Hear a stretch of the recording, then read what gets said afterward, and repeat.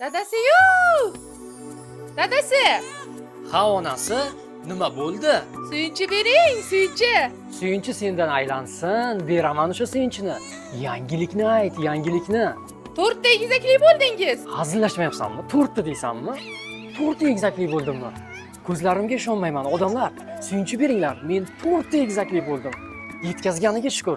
Gap shundaki, Qashqadaryolik oilada 4 nafar egizak qizaloqlar dunyoga keldi. Mana bugun bizlarni mediklar kuniga mana четверняшка.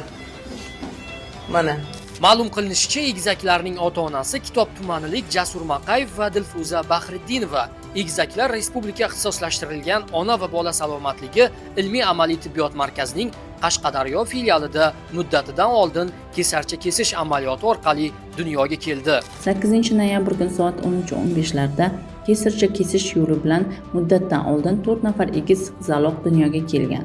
Hozirda yangi tug'ilgan chaqaloqlar Jahon Sog'liqni saqlash tashkiloti tomonidan tavsiya etilgan klinik protokollar asosida parvarishlanmoqda. Onaning ahvoli ham chaqaloqlarning umumiy holati ham mutaxassislar nazoratida barqaror. 2 nafar egizak qizaloqning vazni 1 kg 400 g, yana bir nafarning vazni esa 1 kg 450 g, yana biriniki esa 1 kg 600 g ni tashkil etdi. Ma'lumot o'rnida bu oilada 5 nafar qiz tarbiyalanayotgandi. 4 nafar egizak qizlar tug'ilishi bilan ularning soni 9 taga yetdi. Alohida ta'kidlash o'rinliki, bu kabi baxtli va omadli oilalar oramizda juda kam. Biz shu o'rinda egizaklarning ota-onalariga farzandlar muborak bo'lsin deymiz.